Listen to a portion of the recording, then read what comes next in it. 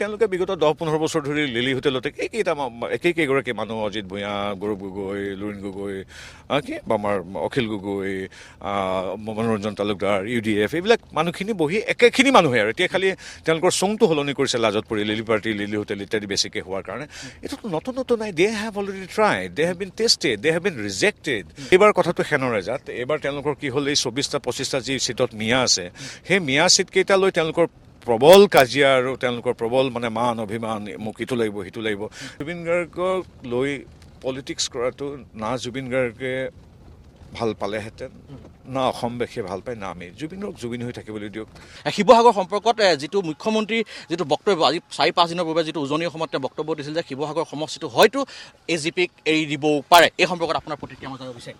মই মুখ্যমন্ত্ৰীয়ে কোনো তেনেধৰণৰ এইটোৱে হৈ গ'ল বুলি কোৱা নাই, এটা সম্ভাৱনাৰ কথা কৈছে। গতিকে আমাৰ শীৰ্ষ নেতৃত্ব, মুখ্যমন্ত্ৰী, সভাপতি, আমাৰ তত্ত্বাৱধায়ক, আমাৰ ৰাষ্ট্ৰীয় নেতৃত্ব, তেখেতসকলে আমাৰ শিৱসাগৰৰ ৰাইজৰ মাজত হোৱা ছাৰ্ভে বা মিত্ৰ দলৰ লগত হোৱা বিভিন্ন কথা বতৰা, গণতান্ত্ৰিক প্ৰক্ৰিয়াই আমাৰ সকলো মানুহৰ লগত কথা পাতি সেই সিদ্ধান্ত দিয়ে। আমি আৰু 2-3 দিন ৰ'ব লাগিব, কাৰণ ময়ো যিটো জানো যে আৰু কিছুদিনৰ পিছতেই তালিকা প্ৰস্তুত হ'ব। মিত্ৰতাৰ কথাখিনি প্ৰাৰম্ভিকখিনি তেখেতসকলৰ পৰ্যায়ত, আমাৰ শীৰ্ষ নেতৃত্বৰ পৰ্যায়ত ইতিমধ্যে হৈ গৈছে প্ৰাৰম্ভিক কামখিনি। গতিকে আমি আমাৰতো মিত্ৰতা বেলেগৰ দৰে নহয়, আমাৰ মিত্ৰতা খুব মসৃণভাৱে বিগত প্ৰত্যেকটো নিৰ্বাচনত হৈছে। গতিকে আমি কেইদিনমান অপেক্ষা ৰৈ দিওঁ, কি হয়। যি হয় মুঠতে NDA চৰকাৰৰ ভালৰ কাৰণেই হ'ব, NDA চৰকাৰখন শক্তিশালী কৰাৰ বাবে হ'ব, নিৰ্বাচনত বিজয় সাব্যস্ত কৰি নৰেন্দ্ৰ মোদী ডাঙৰীয়াক তৃতীয়বাৰৰ বাবে আমাৰ চৰকাৰ এখন উপহাৰ দিয়া, অসমবাসী ৰাইজক সেৱা কৰিবলৈ আশীৰ্বাদ ল'বৰ এক প্ৰক্ৰিয়াই হ'ব। গতিকে আমি খুব ইতিবাচকভাৱে সেই দিনটোলৈ ৰৈ আছোঁ। বিদ্ৰোহ বুলি মই দেখা নাই, কাৰণ ময়ো তত্ত্বাৱধায়ক এগৰাকী সাংসদ হিচাপে বিগত 2 বছৰ ধৰি এই যোৰহাট লোকসভাতে কাম কৰি আছোঁ, শিৱসাগৰ, নাজিৰা বা চৰাইদেউ জিলা, এইবিলাক মাজুলী ইত্যাদিতে কাম কৰি আছোঁ। গতিকে বিদ্ৰোহ বুলি নহয়, আমাৰ দলটোত গণতান্ত্ৰিক দল, আমাৰ দলটোত সেইকাৰণে 10-12জন আপুনি প্ৰাৰ্থী দেখিব। এতিয়া কিছুমান দলত আপোনালোকে জানে এতিয়া যে মাৰ্ঘেৰিটাত কোনোবা মন্ত্ৰী MPৰ পুতেকে উঠিব, চামগুৰিত মন্ত্ৰী MPৰ পুতেকে উঠিব। গতিকে প্ৰথম লিষ্টতো তেখেতসকলৰ 9জন মানে বিভিন্ন প্ৰভাৱশালী মন্ত্ৰী, বিধায়ক, সাংসদৰ পুত্ৰ পুত্ৰী দেখিছে। আমাৰ ইয়াত যিহেতু তেনেধৰণৰ কোনো কথা নাই। বংশবাদ মানে এতিয়া চাওক যে সাংবাদিকৰ সন্তান যে সাংবাদিক হ'ব নোৱাৰিব, এগৰাকী ৰাজনৈতিক নেতাৰ সন্তান যে ৰাজনৈতিক নেতা হ'ব নোৱাৰিব, তেনে কথা নাই। কিন্তু কথানে বৰ্তমানে ইচ্ছা কৰিলে দি দিব পৰাটো আমাৰ ছিষ্টেম, তেনেকুৱা ছিষ্টেমটোত আমি বিশ্বাস নকৰোঁ। কোনোবা এগৰাকী সন্মানীয় সাংসদ, বিধায়ক বা সভাপতিৰ ভাতৃ সন্তানো হ'ব পাৰে। এনেকুৱাটো কথা নহয় দেউতাকে মাকে যে ৰাজনীতি কৰিলে তেওঁ নকৰিবই, সেইটো সকলোৰে ক্ষেত্ৰত প্ৰযোজ্য। কিন্তু গোটেই দলটোৱে তেওঁলোকে নিয়ন্ত্ৰণ কৰে, যিটো আমাৰ বেলেগ দলত দেখিছোঁ। নকওঁ, এইখিনি কথা মই নকওঁ, এতিয়া আপোনালোকৰ মূল্যৱান সময় নষ্ট নকৰোঁ। কিন্তু আমাৰ ইয়াত সেইকাৰণে প্ৰাৰ্থিত্ব প্ৰয়াসীৰ সংখ্যা স্বাভাৱিকভাৱে বেলেগতকৈ বেছি। আমাৰ মাজত গণতান্ত্ৰিকভাৱে নিজৰ মাজত এটা প্ৰতিযোগিতা, প্ৰতিদ্বন্দ্বিতা খুব যোগাত্মকভাৱে হয়। গতিকে সেইটো তাৰ ভিতৰত কোনোবা এজনে পাব, বাকী কেইজনে সহযোগ কৰিব। তেনেকৈতো চলি আছে প্ৰত্যেক নিৰ্বাচন, বা কোনোবা এটা আমাৰ এতিয়া 126টা সমষ্টি। কিন্তু দাদা, মই এটা সুধিম, যিগৰাকী আমাৰ 12জনীয়া তালিকাৰ যিগৰাকী একেবাৰে শীৰ্ষত আছিল, মই নামটো কৈ দিছোঁ, কুশল দুৱৰী কিন্তু যিদিনাখনি মুখ্যমন্ত্ৰীয়ে এটা ইংগিত দিছিল, তেওঁ চূড়ান্তভাৱে কোৱা নাছিল, তেওঁ কিন্তু কৈছিল যে তেওঁ নিৰ্দলীয়ভাৱে হয়তো শিৱসাগৰতো তেওঁ প্ৰতিদ্বন্দ্বিতা কৰিব যদি AGPক চিটটো এৰি দিয়া হয়। সমান্তৰালকৈ তেওঁ যিটো পূৰ্বৰ থাৰুৰা সমষ্টি আছিল, বৰ্তমান ডিমৌ, তাতো কিন্তু তেওঁ নিৰ্দলীয়ভাৱে কৰিব। ইয়াৰ প্ৰভাৱ কিন্তু পৰিব বিজেপি দল, কাৰণ বৰ্তমান যদি চাই দাদা, আপুনি সুশান্ত বৰগোহাঁইৰ কথা কৈছে, সুশান্ত বৰগোহাঁইৰ পথটো যথেষ্ট মসৃণ হৈ আছে। কিন্তু এই কুশল দুৱৰী তাত যদি নিৰ্দলীয়ভাৱে থিয় দিয়ে, তেতিয়া কিন্তু পথটো কিছু কণ্টকময় হ'ব বা অবষ্ট্ৰাকশ্যন আহিব। তাৰমানে এনেকুৱা স্পেকুলেশ্যন, সম্ভাৱনীয়তা, আমুকে আমুক কৰিব নেকি, আমুকে আমুক কৰিছে নেকি, এইবিলাকৰ ওপৰত আচলতে মই টিপ্পনী দিয়াটো তেনেই অনুচিত। কাৰণ মই এগৰাকী সাংসদ হোৱাৰ সমান্তৰালভাৱে ভাৰতীয় জনতা পাৰ্টীৰ এগৰাকী সমৰ্পিত কাৰ্যকৰ্তা। গতিকে মোৰ এটা ভুল বাক্য, মোৰ এটা ভুল পূৰ্বানুমান, এইবিলাকে খুব মসৃণ হৈ থকা আপুনি কোৱা কথাবিলাকত মোৰ এটা বাক্য যদি কাৰোবাৰ মনত আঘাত দি দিয়ে, বৰ ডাঙৰ কথা হ'ব। গতিকে মই তেনেকৈ ধৰি লওক মিডিয়াই হওক বা ছ'চিয়েল মিডিয়াৰ কথাই হওক বা কোনো এগৰাকী সন্মানীয় সদস্যই আগবঢ়োৱা এটা বক্তব্যৰ ওপৰত আকৌ প্ৰতিবক্তব্য প্ৰদান কৰিলে পৰিৱেশবিলাক বেয়া হৈ যায়। গতিকে আমি সকলোৱে হাতে হাত ধৰি কাম কৰিম। কি কুশল দুৱৰী, কি পবিত্ৰ মাৰ্ঘেৰিটা, কি আমাৰ সুশান্ত বৰগোহাঁই, কি ৰাইডঙীয়া ডাঙৰীয়া, আমি সকলোতে দলৰ সদস্য। দেখা যাওক কেনেকৈ হৈ যায়। আমাৰ দলৰ এটাই কথা যে আমি সকলোৱে সমন্বিতভাৱে আগবাঢ়োঁ। গতিকে আপোনালোকৰো অধিকাৰ আছে সংবাদ মাধ্যমৰ পূৰ্বানুমান কৰাৰ, যে এনেকুৱা হ'লে এনেকুৱা হ'ব, এনেকুৱা হ'লে। কিন্তু আমি সেই কথাটোৰ সৈতে আমি নাযাওঁ। আমি নিজস্ব অভ্যন্তৰীণ আমাৰ কাম কাজৰ দ্বাৰাহে আমি পৰিচালিত হওঁ বা আমি তাৰ ওপৰত ৰিয়েকশ্যন দিওঁ। প্ৰথম কথা হ'ল কি, মিত্ৰতাৰ কথাটোলৈ মই একেবাৰে গুৰুত্ব নিদিওঁ এইকাৰণেই যে এইটো নতুনত্ব নহয়। ৰাজনৈতিক ব্যক্তি হিচাপে বা দলৰ এগৰাকী সদস্য হিচাপে যিকোনো মিত্ৰতা কোন আছে কোন নাই যোৱা, এইটো পৰ্যবেক্ষণ পৰ্যবেক্ষণ কৰি এটা ৰণকৌশল তৈয়াৰ কৰা বা চিন্তা কৰা, খবৰ ৰখাটো এটা কামবিলাকৰ ভিতৰত এটা অন্যতম কাম হয় সাধাৰণতে। কিন্তু এই যে মিত্ৰতা, এইটোতো তেনেই পুৰণি মিত্ৰতা, তাততো কোনো নতুনত্ব নাই। গতিকে সেইকাৰণে এই বিষয়ে পাতিবলৈ একেবাৰে ইচ্ছুক নহয়, জানিবলৈও ইচ্ছুক নহয়। কাৰণ তেওঁলোকে বিগত 10-15 বছৰ ধৰি লিলি হোটেলতে একেইকেইগৰাকী মানুহ, অজিত ভূঞা, গৌৰৱ গগৈ, লুৰিণ গগৈ, আমাৰ অখিল গগৈ, মনোৰঞ্জন তালুকদাৰ, UDF, এইবিলাক মানুহখিনি বহি একেখিনি মানুহে আৰু এতিয়া খালি তেওঁলোকৰ চংটো সলনি কৰিছে লাজত পৰি লিলি পাৰ্টি, লিলি হোটেল ইত্যাদি বেছিকৈ হোৱাৰ কাৰণে। এইটোতো নতুনত্ব নাই। They have already tried, they have been tested, they have been rejected in প্ৰত্যেকটো নিৰ্বাচনতেই, সি পৰিষদীয় নিৰ্বাচনেই হওক বা উপ নিৰ্বাচন হওক, বিধানসভা বা লোকসভা বা পঞ্চায়তে হওক বা টাউন কমিটিৰ নিৰ্বাচন, এই তেওঁলোকৰ যিটো এলায়েন্স প্ৰত্যেকবাৰতো ৰাইজে অগ্ৰাহ্য কৰিছে, তাততো নতুনত্ব নাই। গতিকে যিহেতু নতুনত্ব নাই, আমাৰ ক'বলৈ নতুন কোনো ভাষ্য নাই। আৰু দ্বিতীয় কথা হ'ল, এইবাৰ কথাটো সেনৰে জাত। এইবাৰ তেওঁলোকৰ কি হ'ল, এই 24-25টা যি ছিটত মিয়া আছে, সেই মিয়া ছিটকেইটালৈ তেওঁলোকৰ প্ৰবল কাজিয়া আৰু তেওঁলোকৰ প্ৰবল মান অভিমান, মোক ইটো লাগিব সিটো লাগিব। তেওঁলোকৰ এই 102টা সমষ্টিত য'ত খেলঞ্জীয়া হিন্দু, মুছলিম, খ্ৰীষ্টান, জৈন, বুদ্ধিষ্ট, বিভিন্ন জাতি, ধৰ্ম, বৰ্ণ, সম্প্ৰদায় নিৰ্বিশেষে মানুহ আছে। এইবিলাক লৈ তেওঁলোকৰ কথা নাইতো। আজি নাজিৰালৈতো তেওঁলোকৰ কোনো কথা নাই, আজি শিৱসাগৰলৈ কোনো কথা নাই। আজি তেওঁলোকৰ কথা হৈ আছে সেই মিয়া সমষ্টিকেইটাত কোনে পাব। গতিকে সেইটো বিষয়ে মোৰ ক'বলগীয়া বিশেষ একো নাই। তেওঁলোকলৈ শুভেচ্ছা আছে। তেওঁলোকৰ কথা কৈ আমি আচলতে এতিয়া DY 365 পাবৰ এই লাখ লাখ সন্মানীয় দৰ্শকে চাই আছে এই জনপ্ৰিয় চেনেলটোত। মই তেওঁলোকৰ মিত্ৰতাৰ কথা কোৱাতকৈ মই পাতিবলৈ ভাল পাম অৰুণোদয় আঁচনিৰ জৰিয়তে 9,000 টকা কালি একেলগে জমা কৰি দিয়া হৈছে। সিদিনা 10,000 টকা উদ্যমিতা আঁচনিৰ জৰিয়তে দিয়া হৈছে নাৰী সবলীকৰণৰ কাৰণে। আজিৰ তাৰিখত এই আঁচনিবিলাক দিওঁতে কংগ্ৰেছে কয় যে এইবিলাক হিতাধিকাৰীৰ সৃষ্টি কৰা হৈছে, ৰাইজৰ ধন দিয়া হৈছে, আমি বন্ধ কৰি দিম। অৰুণোদয় বন্ধ কৰিব কংগ্ৰেছে বিচাৰিছে। মই কংগ্ৰেছক ক'ব বিচাৰিছোঁ, যেতিয়ালৈকে ডক্টৰ হিমন্ত বিশ্ব শৰ্মা বা নৰেন্দ্ৰ মোদী থাকিব, তেতিয়ালৈকে কোনো কংগ্ৰেছে চক্ৰান্ত অৰুণোদয় বন্ধ কৰিব নোৱাৰে, নিযুত মইনা আঁচনি বন্ধ কৰিব নোৱাৰে।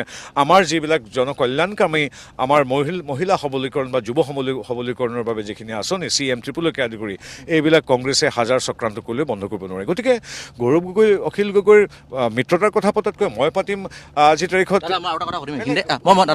হয় নিশ্চয় দাদা, আৰু এটা কথা ক'ম। যি অখিল গগৈ কয় যে তেওঁ সদায় ৰাজহাৰ চিধা কৰি কথা কওঁ বুলি কয়, কিন্তু সেই অখিল গগৈয়ে মিত্ৰতাৰ খাতিৰত আচলতে কংগ্ৰেছৰ ভৰিত পৰিবলৈ বাকী থাকিল। তেওঁ যিবিলাক আমাৰ বিগত সময়ত যিবিলাক বক্তব্য বা যিবিলাক তেওঁৰ ফেচবুক পোষ্ট, তাতে যে তেওঁ কংগ্ৰেছৰ ওচৰত যে আচলতে নতশিৰি কৰিছে, সেয়া এক প্ৰকাৰ মই নকওঁ। তেওঁ বৰ এবনৰ্মেলি অসভ্য মানুহ। গতিকে তেখেতৰ পৃথিৱী সম্পৰ্কটো তেওঁ কেইবাটাও কিন্তু সেইটো তেওঁলোকৰ গোটেই ব্যক্তিত্বটো তাতে হেৰি কৰে। মই বৃদ্ধ, শিশু আৰু তেনেধৰণৰ মনস্কৰ মানুহৰ কথাত খুব কম ৰিয়েক্ট কৰোঁ। মোৰ তেওঁৰ প্ৰতি শুভেচ্ছা আছে। আৰু কওকচোন, তেওঁ নতুনকৈ মিয়া এলেকাত সোমাইছে, নতুন আখ্যা পাইছে, নতুন তেওঁৰ জাতীয় দায়িত্ব বাঢ়িছে। গতিকে তেওঁৰ প্ৰতি শুভেচ্ছা আছে। তেওঁৰ দৰে যদি মই অসভ্য অভদ্ৰ হৈ যাওঁ, পাৰ্থক্য নাথাকিব। তেওঁৰ প্ৰতি শুভেচ্ছা আছে। 126টা সমষ্টিলৈ চিন্তিত, তাৰে 102টালৈ আমি চিন্তিত। গৌৰৱ গগৈ নিজে উঠিছে। গৌৰৱ গগৈৰ নামৰ ব্যক্তিজনৰ ওপৰতো এখন চৰকাৰ হ'বনে নহয় সেইটো নিৰ্ভৰ নকৰে। 64খন আসন অসম গণ পৰিষদ, BJP আৰু আমাৰ ৰাভা যৌথ মঞ্চ, গণশক্তি তথা আমাৰ BPF সমন্বিত শক্তিৰ ৰাইজৰ আশীৰ্বাদ পাব নাপায়, সেইটোহে আমি চিন্তিত হ'ম। এটা নিৰ্দিষ্ট সমষ্টিৰ ৰাইজে আমাক সদায় শুভেচ্ছা আশীৰ্বাদ দিয়ে আহিছে। গতিকে মূল কথা হ'ল চিন্তিত কেতিয়া হয়। চিন্তিত এতিয়া অখিল গগৈ ক'ৰবাত উঠিব এগৰাকী সভাপতি, লুৰিণজ্যোতি গগৈ এগৰাকী সভাপতি ক'ৰবাত উঠিব, মনোৰঞ্জন তালুকদাৰ এগৰাকী নেতা। আমাৰ দৃষ্টিত প্ৰত্যেকটো সমষ্টিয়ে শ্ৰদ্ধেয়। যোৰহাট যিদৰে এটা ঐতিহ্যমণ্ডিত অঞ্চল, যোৰহাটৰ ৰাইজ ৰাজনৈতিকভাৱে সচেতন, যোৰহাট যিদৰে শ্ৰদ্ধেয়, প্ৰত্যেকটো সমষ্টিয়ে শ্ৰদ্ধেয়। কিন্তু মোৰ দৃষ্টিত কোনোবা এটা সমষ্টিৰ ৰাইজ 100, কোনোবা এটা 88, কোনোবা এটা 92, তেনেধৰণৰ তোলাচনি মই নাজানো সংবাদ মাধ্যম বা বাকী ৰাজনৈতিক বিশ্লেষকসকলৰ আছেনে নাই, কিন্তু আমাৰ নাই। আমাৰ বাবে আমাৰ এই ঐতিহ্যমণ্ডিত শিৱসাগৰ, নাজিৰাও একে, যোৰহাটো একে, প্ৰত্যেকগৰাকী নাগৰিক, প্ৰত্যেকটো চুক কোণ, প্ৰত্যেকখন গাঁও আমাৰ বাবে পৰম শ্ৰদ্ধেয়। আৰু গৌৰৱ গগৈৰ কথাটো মই কেনেকৈ কিয় আহিছে ক'ব নোৱাৰোঁ। আৰু তাতে মোৰ নামটো উচ্চাৰিত হৈছিল, মই গমেই নাপাওঁ। না আমাৰ পাৰ্টিত তেতিয়ালৈকে টিকেট দিয়াৰ মিটিং হৈছে, না পেনেল সেই সময়ত প্ৰস্তুত হৈছিল। মোক ছ'চিয়েল মিডিয়াত মানুহে টিকেটো দিলে, আকৌ টিকেট নাইকিয়াও কৰি দিলে। গতিকে সিমানখিনি আমি ছ'চিয়েল মিডিয়াৰ ওপৰত নিৰ্ভৰশীল হ'লে নহ'ব। এতিয়া যোৰহাটতো আমাৰ ৰাইজে বেলেগ সমষ্টিতকৈ যোৰহাটত বেছি কষ্ট কৰিব লাগিব নেকি? তেনেকুৱা কেনেকৈ কথা আছে? তেনেকুৱা কথা নাই। প্ৰত্যেকটো সমষ্টিতে আমি কষ্ট কৰি থাকোঁ। কষ্টৰ তেনেকুৱা তুলনা নাই। প্ৰত্যেকটো কষ্টই প্ৰত্যেকটো সমষ্টি আমাৰ বাবে কষ্ট কৰে। আৰু যোৰহাটত আপুনি শ্ৰীযুত গৌৰৱ গগৈ ডাঙৰে কথা কৈছে, তেওঁৰ নেতৃত্বত সিদিনাখন পঞ্চায়ত নিৰ্বাচন হৈছে। যোৰহাট লোকসভাৰ 10টা সমষ্টিত 40টা জিলা পৰিষদ আছে। কেইটা আছে? 40টা জিলা পৰিষদ। তেখেতৰ যে সবল নেতৃত্ব, এই সবল নেতৃত্বৰ ফলত তেওঁলোকৰ আসনৰ সংখ্যা জিলা পৰিষদত 0। গাঁৱৰ ৰাইজে আমাক দিছে 40খনৰ ভিতৰত 40খন। গতিকে এতিয়া চিন্তিত কোন হ'ব লাগে? আপুনি সিদ্ধান্ত লওক, ৰাইজে সিদ্ধান্ত ল'ব। কিন্তু নিৰ্বাচনৰ সময়ত কংগ্ৰেছ বা ৰকিবুল হুছেইনে গৌৰৱ গগৈহঁতে যিদৰে অহংকাৰে কয় যে ইয়াত 6খন পাম, ইয়াত 10খন পাম, ইয়াত 80খন পাম, ইয়াত 88খন পাম, আমি তেনেকৈ নকওঁ। সকলো সিদ্ধান্ত ল'ব ৰাইজে। ৰাইজৰ ঊৰ্ধত আমি নেকি? ৰাইজে সিদ্ধান্ত ল'ব কোনে ক'ত কিমান কঠিন হ'ব, ক'ত জিকিম, ক'ত হাৰিম, কেইখন আসন পাম। গতিকে ৰাইজৰ সিদ্ধান্ত বাবেই, সঠিক সিদ্ধান্ত পাবৰ বাবে, ৰাইজৰ আশীৰ্বাদ পাবৰ বাবেইতো আজি মুখ্যমন্ত্ৰী মহোদয় ডাঙৰীয়াৰ সমন্বিতে আমাৰ নেতৃবৰ্গৰ সদস্যসকল জন আশীৰ্বাদ যাত্ৰাত আজি শদিয়াৰ পৰা ধুবুৰীলৈকে আজি জনতাৰ ঘৰে ঘৰে পদূলি পদূলি গৈছে যে আমাক আশীৰ্বাদ কৰক এখন বিকশিত সুৰক্ষিত অসম নিৰ্মাণ কৰিবৰ বাবে। এয়া মই সংবাদ মাধ্যমৰ মুখতে শুনিছোঁ। মই মুখ্যমন্ত্ৰী মহোদয় তথা আমাৰ দিলীপ শইকীয়া ডাঙৰীয়া, তেখেত আমাৰ সন্মানীয় সভাপতি, মোৰ বন্ধু, আমি একেলগে পাৰ্লিমেণ্টতো বহি থাকোঁ। এতিয়ালৈকে সভাপতি মহোদয়ে মোক তেনেধৰণৰ কথা জনোৱা নাই। দুটা কথা হ'ল, কেতিয়া হ'ব, কি হ'ব, এইটো আচলতে মুখ্যমন্ত্ৰী আৰু সভাপতি মহোদয়ে শেষ মুহূৰ্তত তালিকা প্ৰস্তুতকৰণৰ দিন বাৰ স্থান ইত্যাদি কেন্দ্ৰীয় কমিটিৰ সৈতে কথা পাতি সিদ্ধান্ত কৰে। এতিয়া যে মই দেখোঁ যে আহি গ'ল সম্ভাৱ্য তালিকা, নিশ্চিত সম্ভাৱ্য তালিকা, এইটো এটা ইটছ আ পেৰাডক্স। নিশ্চিত আকৌ সম্ভাৱ্য। গতিকে নিশ্চিত সম্ভাৱ্য তালিকা বহুত দেখিছোঁ। বিশ্বাস কৰক, এতিয়ালৈকে তেনেকুৱা মই যিখিনিলৈকে জানো যে আজিলৈকে কোনো ধৰণৰ তালিকা প্ৰস্তুত হোৱা নাই। আমাৰ নতুন দিল্লীয়ে হওক বা ৰাজ্যিক পৰ্যায়ৰ বৈঠকে হওক, আজিলৈকে কোনো বৈঠক মোৰ দৃষ্টিত আজিলৈকে হোৱা নাই। কম দিনৰ ভিতৰতে নিশ্চিতভাৱে হ'ব। কেতিয়া হ'বতো মই কোৱাতকৈ সন্মানীয় সভাপতি দিলীপ শইকীয়াই জনোৱাটো উচিত হ'ব। আৰু নতুনত্বক সদায় আমাৰ দলে অগ্ৰাধিকাৰ দিছে, আৰু সেইকাৰণে মই কম বয়সতো গৈ ৰাজ্যসভা পাইছোঁগৈ। সাধাৰণ মানুহৰ ঘৰৰ সন্তানৰ কথা কৈছে মুখ্যমন্ত্ৰী মহোদয়ে। নতুন মুখ, সাধাৰণ পৰিয়ালৰ সদস্য, সমৰ্পিত কাৰ্যকৰ্তা, সমাজৰ সৈতে সম্পৃক্ত হৈ থকা লোক ইত্যাদিকতো সদায় বিজেপিয়ে অগ্ৰাধিকাৰ দিয়ে। গতিকে নতুন মুখৰ আমি সন্ধান পামেই। এতিয়া বিধায়কৰ কাটিব নাকাটিব এইবিলাক বৰ ডাঙৰ প্ৰশ্ন। এইবিলাক প্ৰশ্ন উত্তৰ দিবৰ পৰা পদত মই আসীন নহয় এতিয়া। সেইবিলাক কথা আচলতে প্ৰভাৰী, সভাপতি মহোদয়, মুখ্যমন্ত্ৰী মহোদয়, কেন্দ্ৰীয় নেতৃত্বই ক'ব পাৰে। আমি এটাই ক'ব পাৰোঁ যে আপুনি সোধা প্ৰশ্নৰ উত্তৰত হয়, কিছুদিনৰ ভিতৰতে তালিকা প্ৰস্তুত হ'ব আৰু নতুনত্বক সদায় আমাৰ দলে অগ্ৰাধিকাৰ দিয়ে। মই এইবাৰো আশাবাদী যে নতুন নতুন মুখ দেখিম। আৰু এতিয়ালৈকে কিন্তু এটা কথা মই ক'ব পাৰোঁ যে এতিয়ালৈকে কোনো মিটিং হোৱা নাই। লিষ্টবিলাক যে ছ'চিয়েল মিডিয়াত আহি থাকে যে ব্ৰেকিং নিউজ, সেইবিলাকতো মই কিমান বিশ্বাসযোগ্য নহয় বুলি মই ক'ব কৰিম। আপোনাক আৰু দুটা প্ৰশ্ন কৰিম। প্ৰথম কথা হ'ল কি, যিটো AGPৰ লগত যিটো মিত্ৰতা, সেই মিত্ৰতাটো কিছু অলপ আউল লাগিছে বৰ্তমান কথা বতৰাবিলাক দেখি আছোঁ। এই ক্ষেত্ৰত আপোনাৰ যদি পাতে যে এই যিটো আচলতে আৰু চিটৰ ভাগ বতৰাক লৈ কিছু আউল লগা দেখিবলৈ পোৱা গৈছে। গতিকে এই ক্ষেত্ৰত ছাৰ, আপুনি মোক একদম বেয়া নাপাব ভাস্কৰ। আপুনি এগৰাকী কম বয়সৰ পৰা অতি অভিজ্ঞতালব্ধ এগৰাকী, বয়সত কম যদিও আপুনি জ্যেষ্ঠ সাংবাদিকৰ শাৰীলৈ উত্তীৰ্ণ হৈ আহিছে ক্ৰমে ক্ৰমে। আউল লগতো আপুনি ক'ত দেখিছে? মই বিজেপি চৰকাৰৰ এগৰাকী কেন্দ্ৰীয় মন্ত্ৰী হৈ বা সন্মানীয় সভাপতি মহোদয়ৰ সৈতে বা মুখ্যমন্ত্ৰীৰ সৈতে বিভিন্ন কাৰ্যক্ৰম কৰিছোঁ। মইতো ক'তো আউল দেখা নাই। মই সন্মানীয় অতুল বৰা ডাঙৰীয়াৰ পৰা কেশৱ মহন্তলৈকে, তৃণমূল পৰ্যায়ৰ কৰ্মীৰ পৰা ৰাজ্যিক নেতৃত্বলৈকে সকলোৰে লগতে প্ৰতিদিনেই কথা পাতোঁ। কালি একেলগে আছিলোঁ বীৰেন কুমাৰ বৈশ্য ডাঙৰীয়া আৰু আমাৰ জ্যেষ্ঠ নেতা বহুকেইগৰাকীৰ সৈতে। মই ক'তোতো আউল দেখা নাই, কোনোতো প্ৰশ্ন কৰা নাই। সভাবিলাক ভালকৈ হোৱাই নাই। নৌহওঁতেই মানে সিদ্ধান্ত থকা এটা বাৰ্তা দি দিলে কেতিয়াবা ভুল বাৰ্তা যায়। কিন্তু অৱশ্যে বিজেপি আৰু AGPৰ কাৰ্যকৰ্তাসকলে পৰস্পৰৰ ওপৰত সম্পূৰ্ণ আস্থাৰ বিশ্বাস ৰাখি নেতৃত্বটো আৰু আমাৰ তৃণমূল পৰ্যায়তো কাম কৰে। আমি কিমান নিৰ্বাচন একেলগে অৱতীৰ্ণ হৈছোঁ, কেতিয়াবা বন্ধুত্বপূৰ্ণ নিৰ্বাচন খেলিছোঁ। কিন্তু আমাৰ সম্পৰ্ক সদায় সৌহাৰ্দ্যপূৰ্ণ দুটামান খাতিৰত। মূল প্ৰশ্নটো হ'ল বিকশিত আৰু সুৰক্ষিত অসম। আমাক সুৰক্ষা লাগিব। সেই বোমা বিস্ফোৰণৰ পৰা এতিয়া শান্ত পৰিৱেশ লাগিব, যি শান্ত অসমৰ পৰিৱেশত উগ্ৰপন্থীৰ গুলীত এজনো মানুহৰ মৃত্যু হোৱা নাই। আনকি কাজিৰঙাৰ গড় কেতিয়াও সুৰক্ষিত। আজিৰ দেশত বোমা বিস্ফোৰণ নাই, কোনো অপহৰণ নাই, কোনো ধৰণৰ বন্ধ পিকেটিং হৰতাল নাই। আজি ইয়াৰ পৰা ব্যৱসায়ী পলাই নাই যায়, তাৰ বিপৰীতে আজি 5 লাখ কোটি টকাৰ বিনিয়োগ হয়। আজি ছেমি কণ্ডাক্টৰ আহে। আজিৰ তাৰিখত সেই বিকশিত সুৰক্ষিত অসমখনৰ কথা পাতিম আমি। গতিকে সেই মন্ত্ৰৰে আমি AGP, BJP, UPPL, Ganashakti, Java যৌথ মঞ্চ, আমাৰ তিৱা সমাজ সকলো আমি একেলগে আগবাঢ়িছোঁ। গতিকে আমি ভাবোঁ ৰাইজেৰে পূৰ্বৰ দৰে এইবাৰো ডক্টৰ হিমন্ত বিশ্ব শৰ্মা নেতৃত্বাধীন আমাৰ যি যাত্ৰা, এই যাত্ৰাটোক আশীৰ্বাদ দিব। দিলীপ শইকীয়াৰ নেতৃত্বত আমি নিৰ্বাচন নিৰ্বাচনত অৱতীৰ্ণ হ'ম মোদী ডাঙৰীয়া আৰু নীতিন নবীন ডাঙৰীয়া অনুপ্ৰেৰণেৰে সেই যাত্ৰাত অসমৰ ৰাইজে আশীৰ্বাদ দিব আৰু এখন বিকশিত সুৰক্ষিত অসমৰ আমাৰ সংকল্পক সাকাৰ ৰূপ দিয়াত আমাৰ এই যাত্ৰাৰ সহযাত্ৰী হ'ব। ধন্যবাদ। মই একদম শেষৰ প্ৰশ্নটো কৰিম। মই জুবিন গাৰ্গৰ যিটো মৃত্যুৰ ন্যায় প্ৰসংগটোলৈ আহোঁ, সেই প্ৰসংগটোক লৈও বিভিন্ন মাধ্যমত চৰ্চা চলি আছে আৰু বিশেষকৈ নলবাৰীত যেতিয়া জন আশীৰ্বাদ যাত্ৰাত মুখ্যমন্ত্ৰীক অস্বস্তিত পেলাবৰ কাৰণে আচলতে এটা চক্ৰই এটা আপোনাৰ গোটেই আপোনাৰ পৰিৱেশটোৰ প্ৰেক্ষাপটটো কি সৃষ্টি কৰিব দেখিছিলে। গতিকে এই সম্পৰ্কত জুবিনৰ ন্যায় প্ৰসংগটোৰ ক্ষেত্ৰত আপুনি যিহেতু জুবিনৰ আপুনি বন্ধু আপুনি একেলগে বহু কাম কৰিছে, জুবিন আৰু পবিত্ৰ মাৰ্ঘেৰিটা এটা মুদ্ৰাৰ ইপিঠি সিপিঠি বোলা বহুতে কয়, এই ক্ষেত্ৰত আপুনি কি ক'ব যিটো নিৰ্বাচন সমাগত? চাওক, জুবিন গাৰ্গক লৈ পলিটিক্স কৰাটো না জুবিন গাৰ্গে ভাল পালেহেঁতেন, না অসমবাসীয়ে ভাল পায়, না আমি। জুবিনক জুবিন হৈ থাকিবলৈ দিয়ক।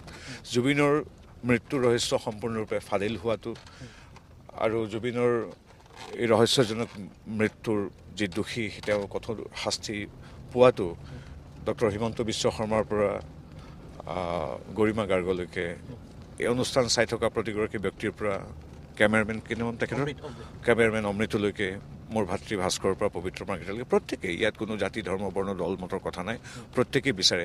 কিন্তু সেই ন্যায় বিচৰাৰ নামত ৰাজনীতিৰ মেৰপাচ লৈ তেওঁৰ নামটো আনি তেওঁক এনেদৰে তেখেতৰ নামটো ব্যৱহাৰ কৰাটো কোনো ভাল নাপায়, কোনো নিবিচাৰে। তেওঁ হৈ থাকিবলৈ দিয়ক। ন্যায় প্ৰক্ৰিয়া ন্যায়ালয়ে সিদ্ধান্ত ল'ব। আমি প্ৰথমতে কৈছোঁ ন্যায়পালিকাৰ ওপৰত আমাৰ বিশ্বাস আছে। ন্যায়পালিকাৰ সঠিক সিদ্ধান্তৰ অপেক্ষাত আমি ভাস্কৰ হওক বা মই হওক আমি সকলো আছোঁ। আৰু মই খালি এটাই ক'ব বিচাৰিছোঁ যে ৰাজনীতিক এই পৰিমণ্ডললৈ অহেতুকে জুবিনক তেনেকৈ টানি অনাটো প্ৰতিগৰাকী জুবিন অনুৰাগীয়ে বেয়া পায়। জুবিনে ৰাজনীতি ভাল নাপাইছিল, পাওকেই নাপাওকেই। জুবিনক লৈ ৰাজনীতিটো কোনো অসমীয়া মানুহে কেতিয়াও, কোনো গুণগ্ৰাসীয়ে কেতিয়াও সহ্য নকৰে।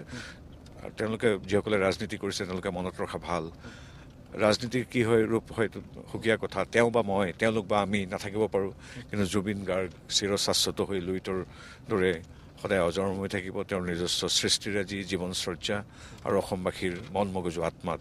গতিকে তেনেগৰাকী অসম জ্যোতিষ্কক হিয়াৰা মুঠক ৰাজনীতিলৈ টানি অনাটো ভুল, আৰু সেই ভুলৰ শিক্ষা অসমবাসী ৰাইজে দিব, জুবিনৰ সত্তাটোৱে দিব। জুবিনক ৰাজনীতি কৰাবিলাকক শিক্ষা জুবিনৰ সত্তাটোৱে দিব, অসমবাসী ৰাইজে দিব আৰু সময় দিব। গতিকে আমি সময় আৰু ৰাইজৰ ওপৰত এৰিলোঁ। গতিকে জুবিনক লৈ যাতে ৰাজনীতি কোনো নকৰে সেইটো আহ্বানে জনাব পাৰোঁ। কৰিয়ে আছিলে, কি কৰিব এতিয়া। গতিকে যি কি নহওক সেই দিনটোৰ অপেক্ষাত আমিও আছোঁ, আপোনাৰ মোৰ দৰে প্ৰত্যেক মানুহৰ আছে।